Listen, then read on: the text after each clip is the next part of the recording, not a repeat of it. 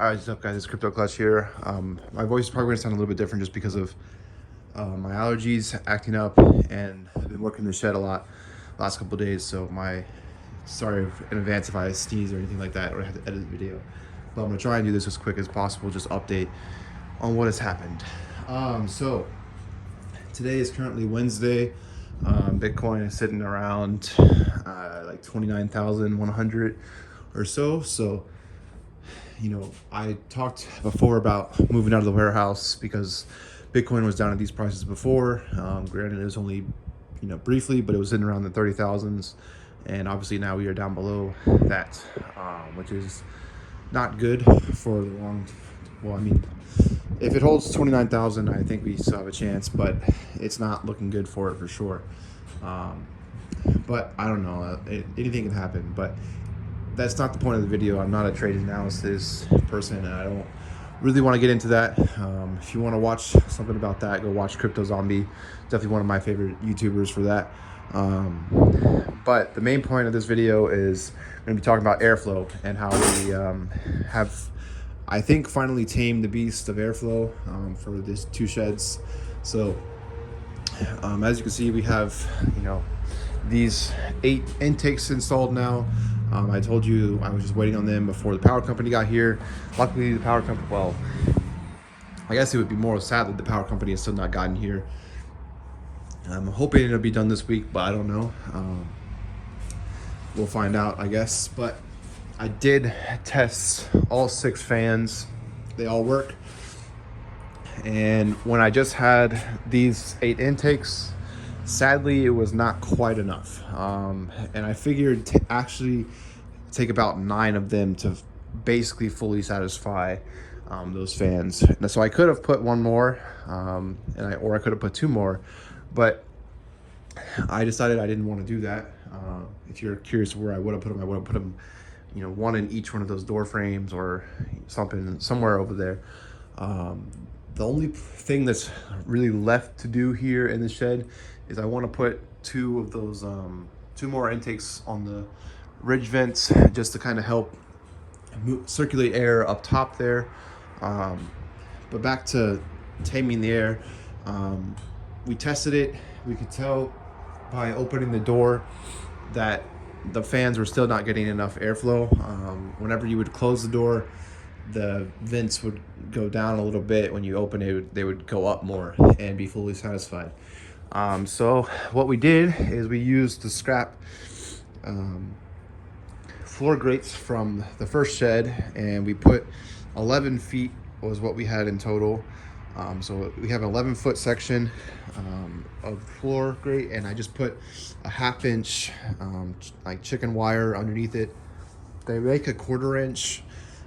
You can see it's right here. So this is the 1/2 inch wire, but the 1/4 inch, they only had 5-foot rolls at Home Depot, and I really didn't want to zip tie them together again and stretch it out. So I just cut this 25-foot roll. It was the same price. It's not quite as small, so bigger insects or whatever can get in here, but I think a 1/2 inch is good enough just to kind of help prevent some stuff from getting in here.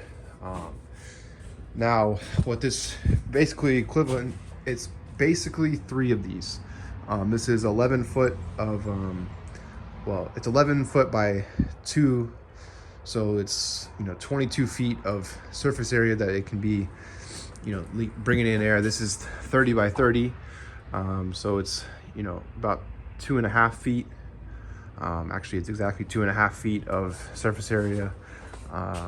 So you can do the math. I think I'm right that it's basically 3 of them. It doesn't really matter.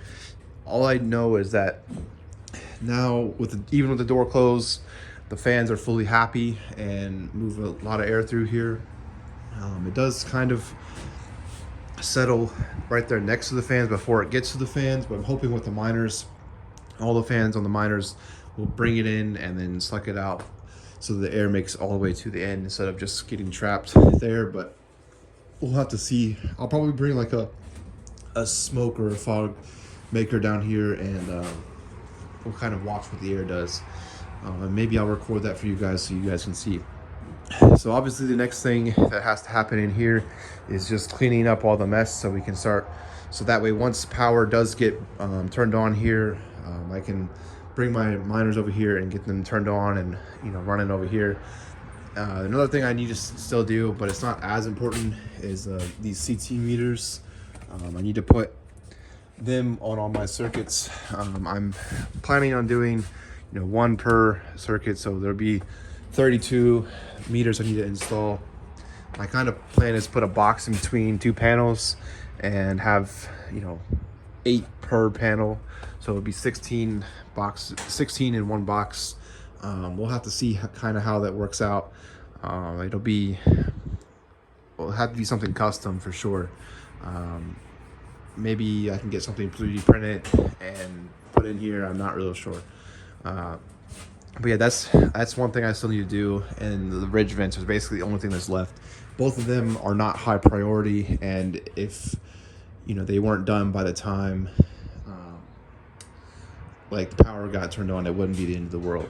Now I would like to get these to have like the 200 amp lines to be metered. That way I know if I'm getting close to the 160 amp mark, because I don't want to go over that if I can help it. I can manually check them with like a clamp meter, but if I can just look at it on the Drock, that would be better. But yeah, that's pretty much what we've been doing. The pipes are still here for when they're here. These 2 intakes are for the other shed, which we'll go over to now.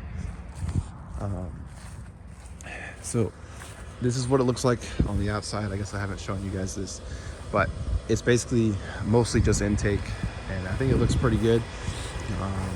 So you can see we've done half of the other shed already. I already locked the door, so we can't go in there, but basically what had to happen is there was storage shelves and on this side of the shed still, so we moved all that over to in front of these, so that way we can cut out over here.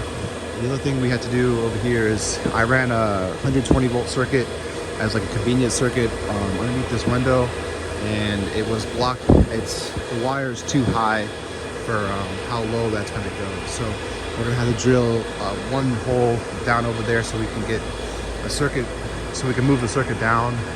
Shouldn't be too hard, but honestly, when they turn the power off to put the power, like I'm going to bring a air compressor down here and a generator and just completely dust off everything in here, because my allergies, I can't walk in there without like having a hard time breathing. It's gotten that bad in there where I'm not running dust filters. That was the other thing I was going to talk about, but I'll touch on that in a second. But yeah, so this one will definitely be able to run plenty of dust filters. I've heard MERV 7 is good. I'm not really sure what I'm going to get, but I'm going to get something to help in the future with dust and pollen, mostly just pollen, but dust too. And then I can just replace the filters every month or whenever it needs. Just buy a big roll of it. So that's the thing about over here is I have in theory, about 2 of these louvers of like too much air, I guess you could say, where it doesn't need all that air, but it'll take it. So I might restrict the air a little bit and just kind of trying to find a happy balance between filtering it during the pollen season and then like a tiny dust filter that's not too restrictive during the summertime and fall. And winter really won't matter how much I restrict it, because I'm probably going to have some fans off anyway. So but yeah, that's the plan, is to try and find some filter material now that I have enough airflow in both sheds. Even really with just those 4, like it's enough airflow in the shed now to keep it happy. But I'm going to go ahead and finish off the 4 just to make it look the same. I guess if I really needed to, I could add more floor grading over here if I really needed to. I just have to go buy another one of those things, but that's not that big of a deal.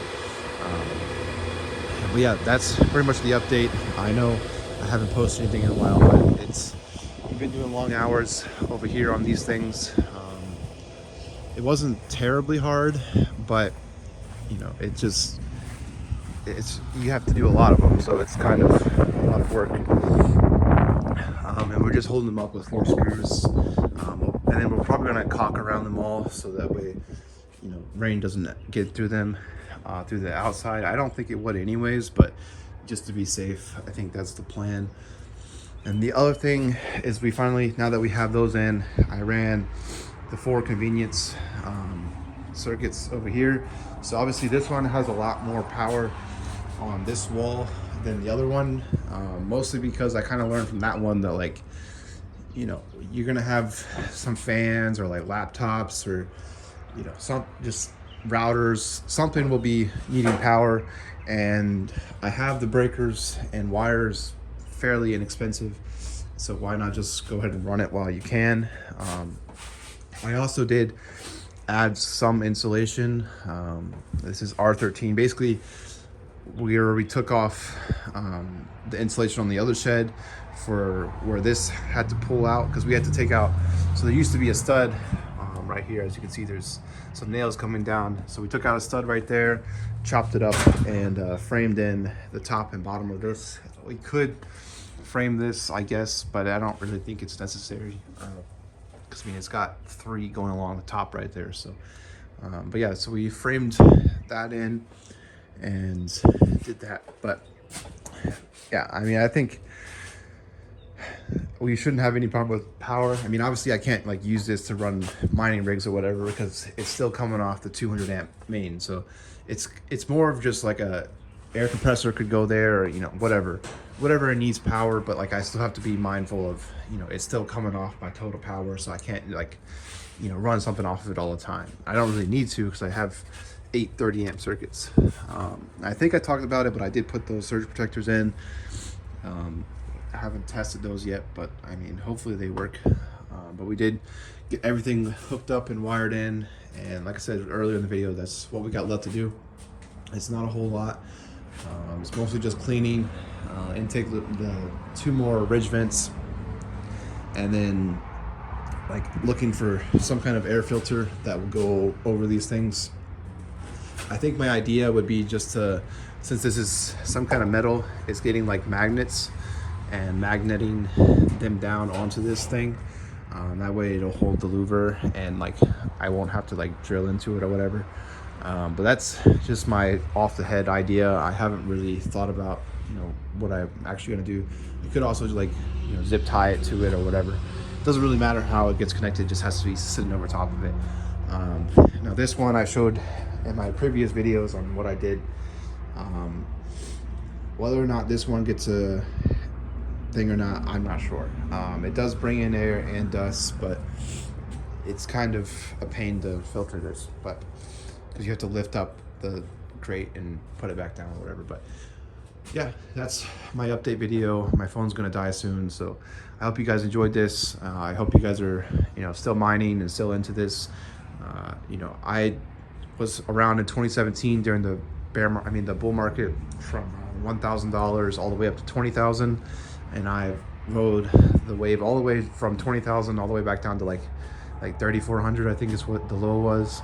And I remember making like 10 to 20 cents a day on a RX 588 gig mining Ethereum. So it's not my first rodeo on a bear market, and I have a lot more expenses, a lot more equipment, and you know, this is my full-time job, so like making less definitely does hurt. My lifestyle has to kind of change with it, but you know, I have my Tesla, of course. So, but I mean, other than that, I'm not really trying to live above my means. It's just, I don't really have a reason to. I'll probably have to stop eating out as much, but that's my personal life. But I just wanted to, you know, kind of come out and, you know, tell you, you know, it's not the end of the world. At least I don't think. I don't think Bitcoin is going away anytime soon, and I mean, it's just a normal market cycle. The only thing that I'm a little worried about is that if, you know, the whole economy, like the whole U.S. economy as a whole, goes into a recession, you know, this is going to be the first one that Bitcoin's been through, so we've never actually seen what will happen. So it'll be a lot of firsts. It'll be interesting to see what Bitcoin and, you know, what all happens to it. I personally still believe that we'll have $1 million Bitcoin in this decade, but it could delay it if we go into a recession. But I don't know. But it's Crypto Clutch. I hope you guys enjoyed this video. If you did, leave a like. If you want to see some, more content, leave a comment down below of what you want to see. Yeah, peace out.